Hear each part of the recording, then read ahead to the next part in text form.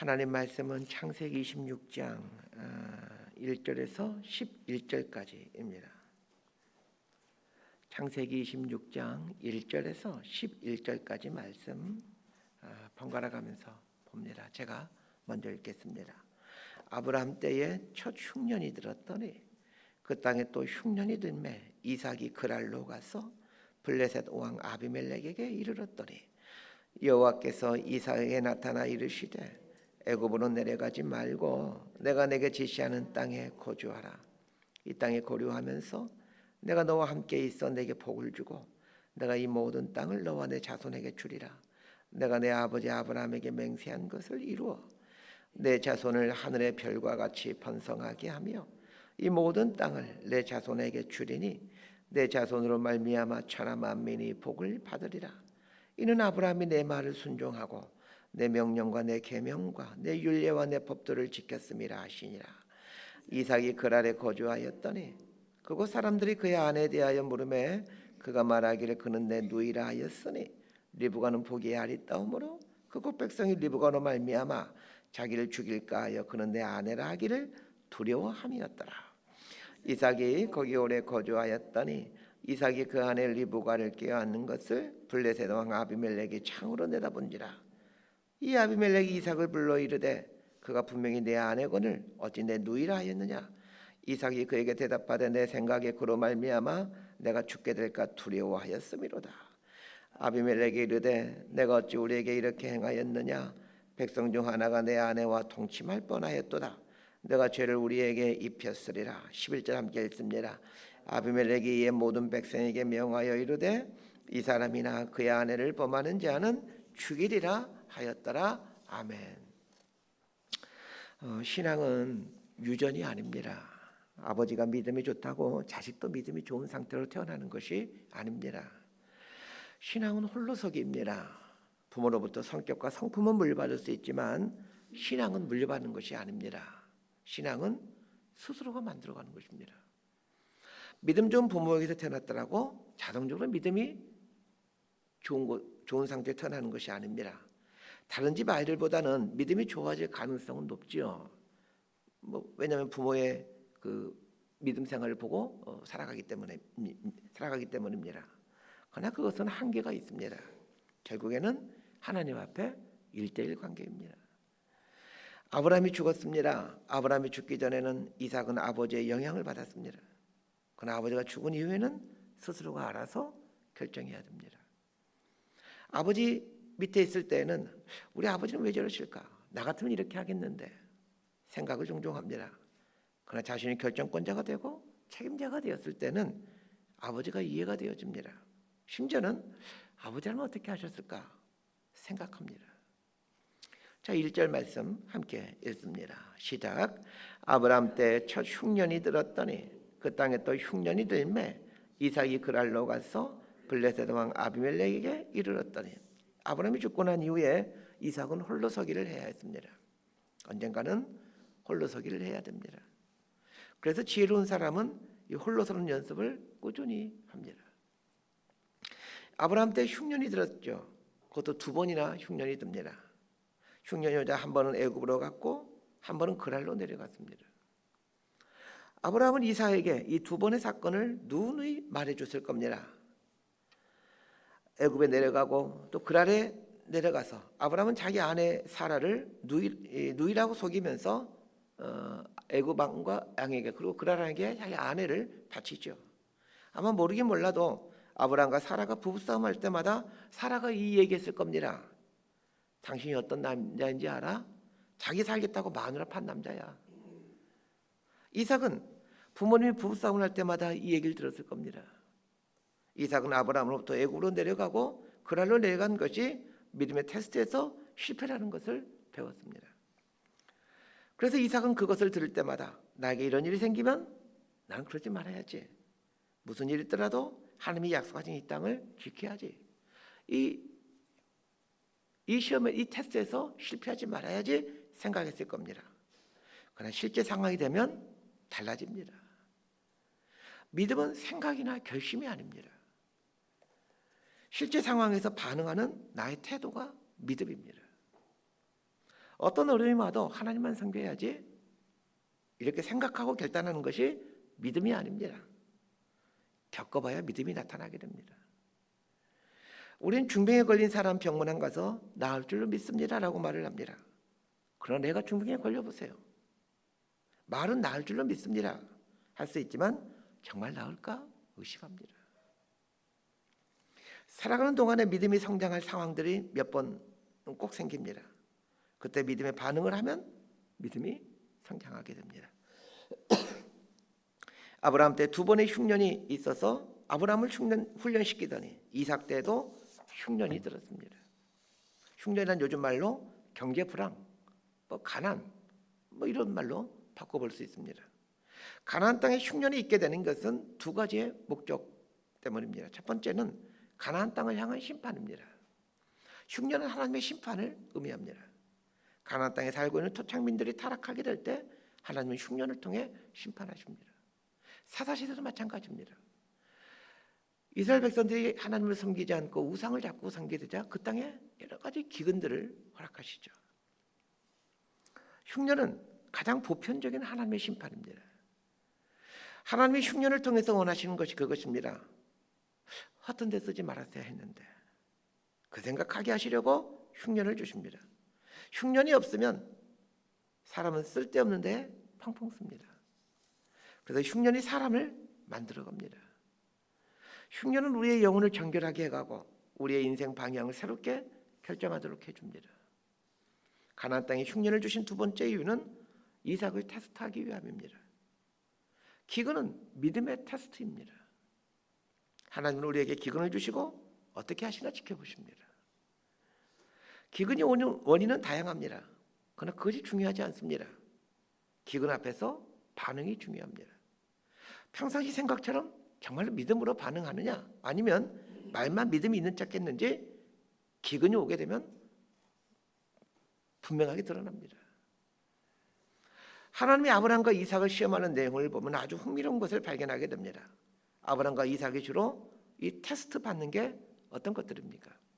첫 번째가 먹고 사는 문제입니다. 그게 기근입니다. 그리고는 어떻게 하나 지켜보죠. 기근을 주시고는 어떻게 하나 지켜보십니다. 두 번째는 자식 문제입니다.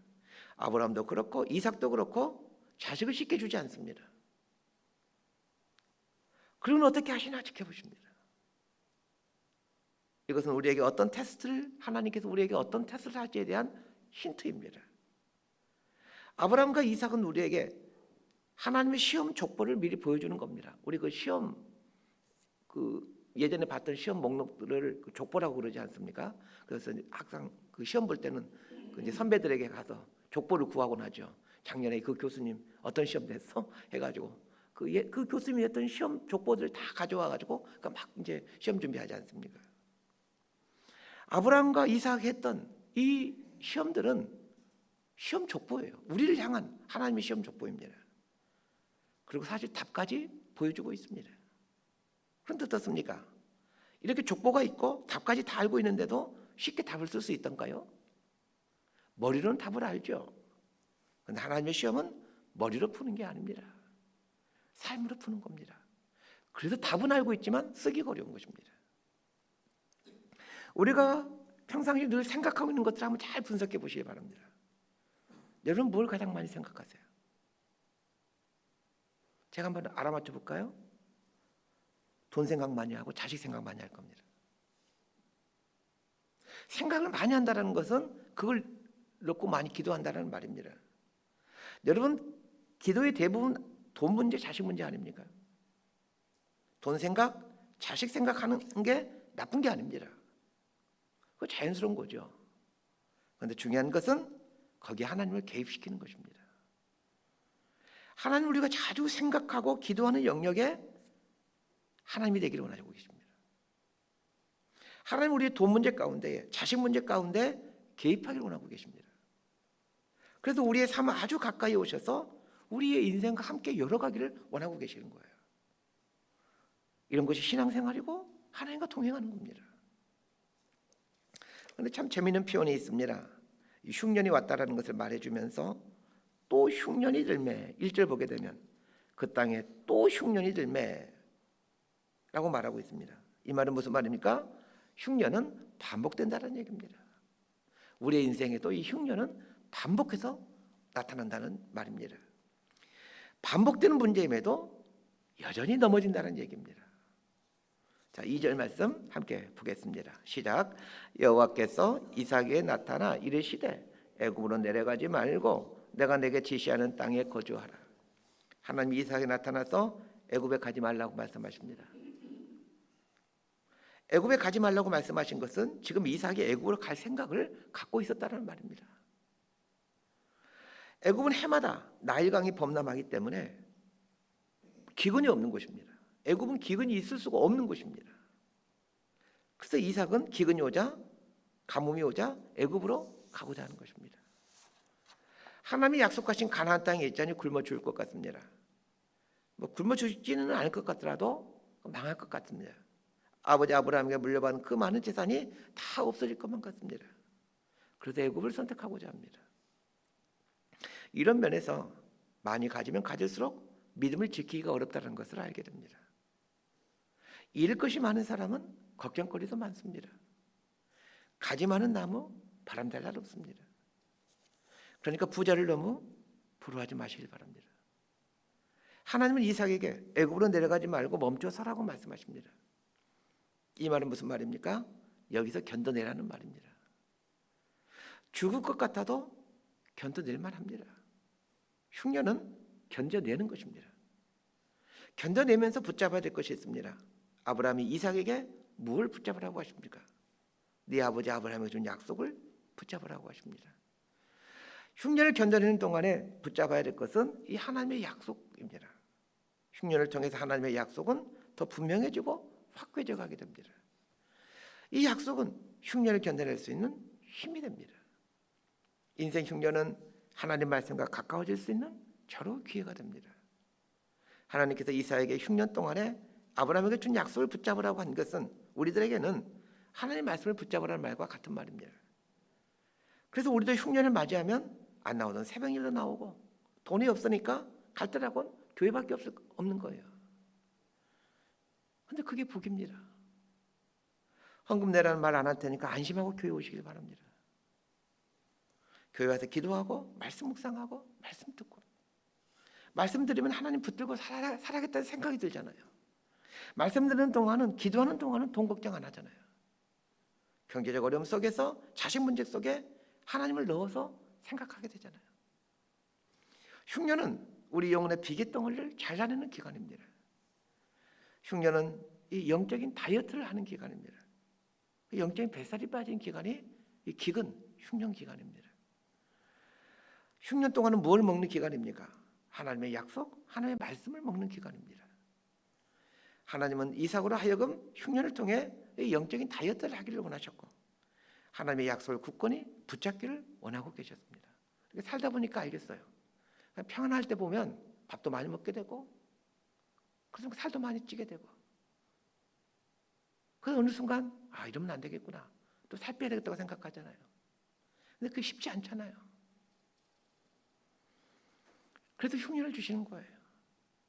우리 영혼이 그렇습니다. 그래서 하나님은 강제적으로 흉년을 주셔서 우리를 다이어트 시키시는 것입니다. 인생 흉년이 올 때마다 생각하십시오. 다이어트 하라는 거구나. 하나님 말씀을 굳건히 붙잡으라는 말이구나 생각하시길 바랍니다. 자, 6절에서 7절 말씀 함께 보겠습니다. 시작. 이삭이 그랄에 거주하였더니 그곳 사람들이 그의 아내에 대하여 물으매 그가 말하기를 그는 내 누이라 하였으니 리브가는 보기에 아리따움으로 그곳 백성이 리브가로 말미암아 자기를 죽일까 하여 그는 내 아내라 하기를 두려워함이었더라. 하나님이 이삭에게 애굽으로 내려가지 말라고 하자 그랄에 멈춰섭니다. 그랄은 지금에 있는 블레셋 가자지구입니다. 그러니까 가나안 땅에서 저 애굽으로 가기 위해서는 이 블레셋 지금 가자지구 그쪽에 있는 해안가에 있는 그쪽을 가게 되는데 아마 애굽으로 가고 있는 중에 하나님께서 이렇게 말씀하셨던 것 같아요. 그래서 그랄에서 멈춰서게 됩니다. 그런데 그랄에 멈춰섰다고 모든 문제가 다 해결되는 것은 아닙니다. 그랄도 사실은 가나안 지역이죠. 그런데 그것도 기근이 있는 것은 마찬가지입니다. 그랄 지역은 평야 지역이기 때문에 좀 낫겠지만 그래도 가나안 지역이기에 기근의 피해를 겪고 있습니다. 이삭이 그랄에 거주하면서 경제적 부분에서는 어느 정도 맷집이 생겨나고 있었습니다. 그런데 하나님은 또 다른 인생 흉년을 들게 하십니다. 그랄에 있는 사람들이 자꾸 리브가에 대해 묻는 겁니다. 리브가가 참 예쁘네요. 그런데 동생입니까? 아내입니까? 이때 이삭은 신변의 안전에 두려움이 오는 것입니다. 경제적인 어려움 때문에 위축되어 있는데 안전상의 위기까지 오는 것입니다. 그러니까 이쁜 여자랑 결혼하는 것이 꼭 좋은 것만은 아닙니다. 보기는 좋아요. 근데 결정적인 순간에는 이 이쁜 아내가 짐이 됩니다. 리브가는 정말 아름다운 여인이었습니다. 이 아름다운 외모가 결국은 이삭에게 짐이 되었습니다. 우리가 갖고 있는 것들이 다 이렇습니다. 당시에는 좋은 것 같지만 조금만 시간이 지나면 그것 때문에 어려움을 겪곤 합니다. 반면에 당시에는 좋지 않은 것처럼 보였지만 시간이 지나면 그것 때문에 도움을 받기도 합니다. 이게 인생입니다. 그래서 나에게 불리하다고 생각하는 것 때문에 너무 슬퍼하지 않기를 바랍니다. 적게 주어진 것 때문에 불평하지 않게 되기를 바랍니다. 그 아래 있는 사람들이 자꾸 이삭을 불안하게 하는 말을 합니다. 리브가가 대단한 미인이네요. 이 말이 평상시에는 가나안 땅에 살고 있으면 참 듣기 좋은 말이었는데 그랄로 내려가 있는 동안에는 이삭을 불안하게 하는 말이 됩니다. 리브가가 굉장히 미인이네요. 이 말을 하는 사람들이 다 도둑년처럼 보이고 강도처럼 보이는 것입니다. 이삭의 마음이 위축되어 가고 있습니다. 리브가 때문에 자칫하면 내가 죽임을 당할지도 모르겠다라는 생각이 드는 것입니다. 이 불안함과 두려움이 거짓말을 만들어냅니다. 리브가는 제 아내가 아니라 여동생입니다 라고 말합니다. 자, 거짓은 어디에서 만들어집니까? 두려움에서 출발합니다. 안전에 대한 두려움, 자리를 잃을 것에 대한 두려움, 경제적 손실에 대한 두려움에서 거짓말을 하게 됩니다. 하나님은 그랄에서 이삭으로 하여금 또 다른 인생 흉년을 만나게 하셨습니다. 그것이 신변의 안전입니다. 두려움의 시작은 외부에서 오는 것처럼 보여지지만 사실은 내부에서 시작됩니다. 내 영혼이 하나님으로 가득 채워지지 않을 때 우리는 이 불안함을 경험합니다. 그랄에 거주하는 동안 이삭의 내면은 하나님으로 채워지지 않았습니다. 그래서 불안한 것입니다. 상황이 문제가 아니라 우리의 내면이 문제입니다. 우리 내면에 하나님의 영이 가득 채워지지 않을 때 두려움이라는 영이 우리 내면을 사로잡습니다. 이삭이 리브가를 꾀하는 것을 아비멜렉 왕이 봅니다. 그리고 그랄의 백성들에게 이삭과 리브가 건들지 말라는 명령을 내립니다. 이삭은 괜한 걱정을 하고 있었던 것입니다. 하나님을 신뢰하고 담대하게 이 여자는 제 아내입니다 라고 말했어도 아무런 문제가 생기지 않았었는데 괜히 걱정하고 괜히 두려워하면서 거짓말을 하고 있었던 것이죠. 말씀 정리합니다. 모든 인생들에게 인생 흉년은 찾아옵니다. 나하고 상관없는 이유 때문에 흉년이 올 수도 있습니다. 그런데 인생 흉년이 오는 것은 다 이유가 있습니다. 모든 흉년은 하나님의 섭리 속에 있습니다. 하나님이 허락하신 흉년입니다. 그래서 흉년을 겪을 때마다 하나님께서 허락하신 흉년이시지, 하나님이 알고 계시는 흉년이지 이 생각하고 흉년을 견뎌낼 수 있게 되기를 바랍니다. 하나님이 흉년을 허락하신 또 하나의 이유가 있습니다. 말씀을 붙잡고 살게 하기 위함입니다. 흉년을 우리로 하여금 영적인 다이어트를 해서 정말로 소중한 것이 하나님 말씀이구나라는 것을 깨닫도록 해줍니다. 그러므로 인생 흉년이 왔을 때 이 쓸데없는 군살들을 제거해 가시길 바랍니다. 돈도 쓸 것만 쓰고 시간도 의미 있는 것에 쓰고 사람도 의미 있는 사람을 만나십시오. 그리고 하나님 앞에 겸손히 무릎 꿇고 말씀 앞에 귀를 기울이십시오.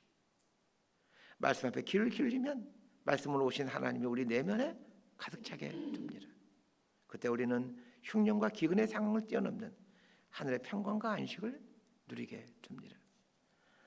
이런 사람을 어찌 세상이 감당할 수 있겠습니까? 하나님은 이 사람을 믿음의 조상으로 아브라함처럼 이삭처럼 축복해 가십니다. 이런 복된 삶을 살아가는 저와 여러분의 삶이 되기를 진심으로 소망하고 축복합니다. 기도하겠습니다. 하나님, 인생 살아가는 동안 인생 흉년이 오게 된다는 것을 배웁니다. 흉년은 영적인 다이어트를 하게 해주기에 우리에게 복이 된다는 것을 알게 됩니다. 한 번밖에 없는 우리 인생에 이 쓸모없는 것을 제거하기 위해서 인생 흉년을 주신다는 것을 알고 흉년이 올 때는 하나님 말씀 앞에 자신을 내어드리며 하나님으로 배불러가는 이런 영적인 그리스도인이 되어갈 수 있도록 우리 삶을 붙들어 주옵소서. 예수님 이름으로 기도드리옵나이다.